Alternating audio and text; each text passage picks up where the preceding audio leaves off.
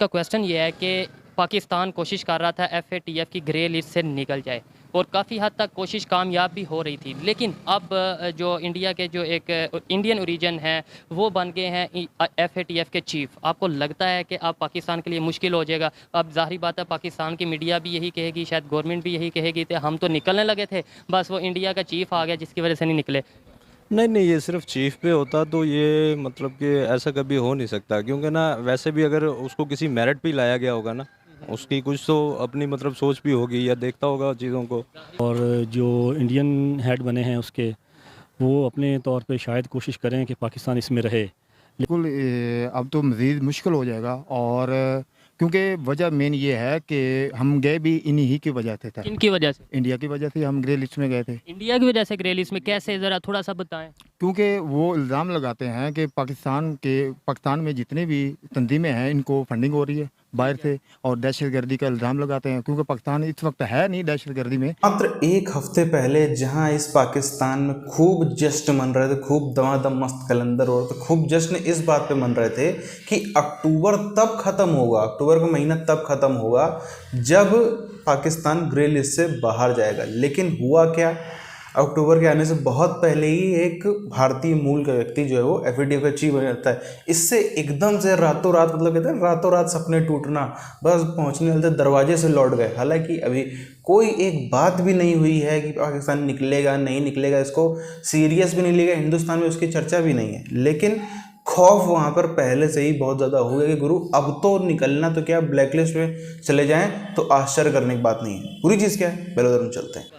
अब इसी लिहाज से सोचे तो गूगल का चीफ भी मतलब कि इंडियन ही है, सीईओ जो बहुत से है। हाँ, ठीक है, बहुत से बहुत से हैं, तो वो तो पाकिस्तान को गूगल इधर चलने ही ना दे फिर। ठीक है, ऑथेंटिक बात किया वाकई तो आपने। अगर यही सीन होता तो वैसे भी इंडिया के हाथ में कुछ नहीं है। ठीक है, ऐसा नहीं है कि सारी दुनिया को इंडिया चला रहा है।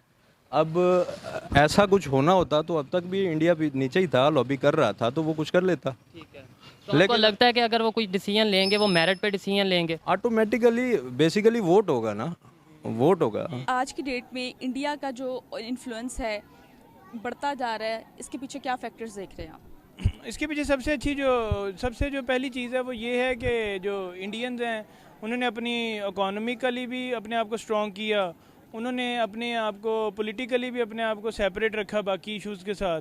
तो इस वजह से वो लोग हर चीज़ में करते हैं, वो अपनी मैन्युफैक्चरिंग करते हैं, वो लोग अपनी जो हमारी जो मेडिकल की टेक्स्ट बुक्स हैं वो तक वो लिखते हैं, जबकि पाकिस्तानी एक भी ऑथर इंक्लूड नहीं है किसी भी मेडिकल टेक्स्ट बुक बोर्ड। बिल्कुल ऐसे है। और एफएटीएफ का उनका मेन मकसद ये था कि पाकिस्तान जो है ना वो इससे ना निकले। ठीक होगा, आप अभी तक देख लें कि पहले तो नई चीफ बना उनका, ठीक है ना, अभी चीफ क्यों बना है, उसके पीछे बहुत सारी साजिशें हैं जिसकी वजह से पाकिस्तान जो है ना, क्योंकि अभी निकल रहा था, पाकिस्तान निकल जाता तो बहुत ज़्यादा फ़ायदा होता। लेकिन ये है कि अभी नहीं निकला, तो उसकी वजह पीछे ये है कि अभी ये जो इनका चीफ बन गया ये पाकिस्तान के लिए और भी मतलब मुश्किलात का था कि जी हमारे सॉफ्टवेयर्स अपडेट हुए ही नहीं है। अब हम दौरे हाज़र के जो सॉफ्टवेयर्स हैं उनको सपोर्ट ही नहीं कर पा रहे। हम अभी भी उन दकियानूसी तरीक़ों पे चल रहे हैं जिन पे है। मैं आपको एक सिंपल सी एग्जांपल बताता हूँ। हमारे जो इंडिया है वो 1 एकड़ में से कितनी को तकरीबन 200 मन जो है वो गंदम निकाल रहा है। हम जो हैं 50-60 पे फंसे हुए हैं। क्यों? हम लोग उसका टेक्नोलॉजी का वो इस्तेमाल ही नहीं कर रहे। हमारा किसान अभी भी वही चीज़ें तरीके इस्तेमाल कर रहा है, वही। यकीनन मेरे ख़्याल में तो अब पाकिस्तान के लिए मुश्किलात जो हैं वो बढ़ जाएंगी, और पहले भी ये बड़ा वाज़ेह था कि जो एजेंडा है वो कुछ और था, और उससे पहले भी जो नुकात थे, मेरा ख़्याल है 27 में से 26 तो पाकिस्तान पूरे कर चुका था, लेकिन उसको एक ख़ास एजेंडे के तहत जो है वो एफएटीएफ की ग्रे लिस्ट में रखा गया था। और कहा यह भी जाता था कि इंडिया जो उनसे वो बार बार जाके कहता है कि एफएटीएफ की ग्रे लिस्ट से नहीं निकाला जाए। अब तो वो ऑलरेडी चीफ भी बन गया, ऑलरेडी अपोज कर रहा था और एक मजबूत लॉबिंग कर रहा था पाकिस्तान के ख़िलाफ़। इसके पीछे उनकी सबसे पहले तो उनकी नेशन को जाता है, जो कि मतलब फिर उनकी जो एजुकेशन पॉलिसीज़ है उनको जाता है। क्योंकि ये इकबाल का शेर है ना, अफराद के हाथों में अक़वाम की तकदीर, हर फर्द है मिलत के मुकद्दर का सितारा। तो कोई एक बंदा is not responsible for any bad outcome और any good outcome, whole nation is responsible for that. अगर हम कहीं पीछे लैग कर रहे हैं, अगरचे कई जगह तो हम हर चीज़ में लैग नहीं अल्हम्दुलिल्लाह कर रहे, लेकिन अगर हम कुछ चीज़ों में लैग कर रहे हैं तो इसके पीछे कोई इंडिविजुअल इशू नहीं है। तो वो उस अकेले के हाथ में तो नहीं है, तो बस यही सीन है कि वोट ही होगा, उस पर ही आगे जाके फैसला होगा। लेट्स सपोज अगर कल को हम ग्रे लिस्ट से नहीं निकलते, अल्लाह ना करे, अल्लाह करे हम फ़ौरन कल की बजाय आज ग्रे लिस्ट से निकल जाएं, लेकिन अगर नहीं निकलते तो आपको लगता है कि पाकिस्तान की आवाम या पाकिस्तान की मीडिया या पाकिस्तान की गवर्नमेंट ब्लेम करेगी कि ये इंडिया की साजिश है? ये तो फिर जो अब इस लिहाज से पूछें तो जो करंट गवर्नमेंट है जो वो काम कर रही है, ठीक है, उसमें तो मतलब कि देखें आगे जाके जो जो काम इन्होंने अब किए हैं, सारे करप्ट लोग आगे जाके सारे ऊपर आ गए। मुकाबले की बात करें तो इंडिया तो हमारा हरीफ है, तो वो हर फोरम पे ये जाएगा कि मैं इसे पाकिस्तान को जब वो शिकस्त दूँ, ठीक है। तो सबसे पहली बात तो मैं वही पूछ रहा हूँ ना, मैं वही पूछ रहा हूँ सर कि क्यों हरीफ है, क्या ऐसी वजह है?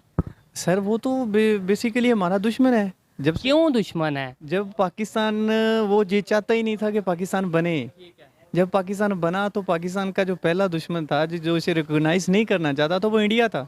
वो ये चाहते थे कि हम जो पाकिस्तान के मुस्लिम या इंडिया में जो मुस्लिम रह रहे हैं उन पे रहकर इन पे हुकूमत करें और इन पे जो जुल्म तशद्दुद ढाएं। जैसे एक बड़ी सिंपल सी मैं एग्जांपल बता रहा हूँ, वो उर्दू की पहली किताब अभी भी वही है और आज से जो मैंने पढ़ी थी वो भी वही है, जो शायद मेरे बच्चे पढ़ें वो भी वही है। सर ये एक फैक्टर है कि पाकिस्तान की जो कंडीशन है वो लैकिंग कर रही है। हाँ, वो चाहते यही हैं कि शायद कोई चाहता यही है कि ये मतलब अपडेट ना हो। जैसे आपका एक मोबाइल या कंप्यूटर, क्योंकि आप आईटी से ताल्लुक़ रखती होंगी तो आपको पता होगा कि आप एक मोबाइल या कंप्यूटर को अपडेट ना टाइमली करते रहें तो आहिस्ता आहिस्ता वो नए वायरस के अलावा वो नई ऐप्स को सपोर्ट करना छोड़ जाता है। Same is the condition with our youth.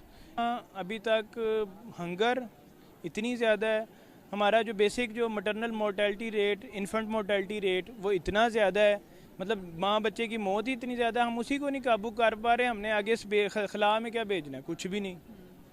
मैं भी बताता हूँ, मैं भी वार्ड में बताता हूँ, मेरे मतलब मैं जानता हूँ, यानी हमारे सिर्फ just due to lack of the support, यानी एक बिजली की किल्लत की वजह से कई बच्चे जान की बाजी हार जाते हैं और वो बड़ा दुख होता है। मुझे खुद दुख होता है कि ये एजेंडा जो है ये जो बज़ाहिर नज़र आता है वो तो मौजूद नहीं है, लेकिन उसके पीछे जो है अगर हम थोड़ा सा गौर करें तो बड़ी आसानी से जो है वो पाकिस्तान को कंटेन करने की कोशिश की जा रही है। उसकी पोजीशन जो है, जोग्राफिकल पोजीशन जो है, पॉलिटिकल जो पोजीशन है उसको डिस्टेबलाइज करके और उसको इस रीजन के अंदर एक ख़ास किरदार अदा करने से रोकना है, ठीक है। और आप देखेंगे अगर पाकिस्तान स्टेबल हो जाता है, अपने इंसानों पे बहुत वर्क कर रहा है। आप देख लें नासा का जो चेयरमैन है वो भी इंडियन है। तो इससे बड़ी एग्जांपल हमारे सामने और क्या हो सकती है? हमारे स्पेस, हालांकि हमारा स्पेस प्रोग्राम स्पार्को है, वो नासा से भी पहले का बना हुआ है। हंसी मजाक के मुद्दे तक तो बहुत अच्छा है कि देखो पाकिस्तानी सहम गए, पाकिस्तानी डर गए, पाकिस्तान में मातम और XYZ फलाना ढिमकाना। एक चीज़ आपने कभी नोटिस करी, पूरे विश्व भर में, विश्व भर की बात हो रही, पूरे विश्व भर में कुछ ही कौम ऐसी हैं, उसमें ख़ास तौर पर इंडियंस ऐसी कम्युनिटी है जो आप देखो अमेरिका में भी या कई सारी कंट्रीज़ में, यूरोपियन कंट्रीज़ और दुनिया की जगहों पे इंडियंस जो हैं वहाँ जाकर के CEOs बनते हैं, बड़े बड़े MD बनते हैं। इंडियंस हैं जो अलग अलग देशों में जाकर वहाँ के बाकायदा इलेक्टेड रिप्रेजेंटेटिव, निर्वाचित सदस्य बनते हैं, वहाँ पे चुनाव जीतते हैं और कई देशों में तो सरकारों में मिनिस्टर्स भी हैं और अच्छी खासी वहाँ पे सरकार चला रहे हैं। कहीं भी आप देखो, चलो पाकिस्तान की हम बात नहीं करते हैं, पाकिस्तान में सबको पता है कि थोड़ा सा कमी है काबिल लोगों की, थोड़ा सा उधर पे बाकी चीज़ों में ज़्यादा ध्यान दिया जाता है, लेकिन चाइनीज़ को तो आप काबिल मानते हैं ना, जापानीज़ को तो मानते हैं ना, यूरोपियंस को तो आप काबिल मानते हैं ना। कितने चाइनीज़ हैं जो अमेरिका में CEOs हैं, कितने चाइनीज़ हैं जो ऑस्ट्रेलिया में चुनाव जीतते हैं, कितने सारे ऐसे यूरोपियंस हैं जो UK में किसी मंत्री का उनको पद मिला हो। सवाल सब ये बहुत बड़ा सवाल है और उसका जवाब भी आप देखो, एक बहुत बड़ा वेस्ट में एक, आज से नहीं, ये बहुत पुरानी बात है, बहुत पहले से, कई सदियों से, ब्रिटिश रूल के टाइम से ही ये भावना है कि इंडियंस ऐसी कौम है, पहली बात तो काबिल है, बिल्कुल काबिल, उसमें कोई बात नहीं, काबिल है, हार्ड वर्किंग है, बहुत ही अच्छी तरीके से उनके अंदर जो मैनेजमेंट गुण होते हैं वो बहुत ही अच्छे होते हैं, बहुत अच्छी तरीके से वो बड़ी बड़ी कंपनीज़ को मैनेज कर सकते हैं, बड़े बड़े इंस्टीट्यूशंस को मैनेज कर सकते हैं। लेकिन आप ये मान सकते हैं कि इंडियन को अगर आप किसी अपनी पोस्ट पे बैठाओगे तो वो वहाँ पे अपने देश को बकिनारे करके आपके देश की पहले बात करेगा। इस वजह से भी इंडियंस को बहुत ज़्यादा पोस्ट मिलते हैं। ये एक कड़वा सच है पूरी दुनिया भर में, जिसके चलते आप देखो कहीं भी इंडियंस की लॉयल्टी पर शक नहीं किया था, शक करते ही नहीं है बिल्कुल कि अरे नहीं ये तो हिंदुस्तान के लिए कर ही नहीं सकता। अरे गर्व है, कर ही नहीं सकता। ये तो अगर अमेरिका में बैठा तो ये इसको अमेरिकन ही समझो, ये भले ही भारतीय मूल का हो चाहे जो भी हो, लेकिन इसको आप सिर्फ और सिर्फ अमेरिकन ही समझो। ये ना सोचो कि हिंदुस्तान के लिए कुछ कर लेगा, कर ही नहीं सकता।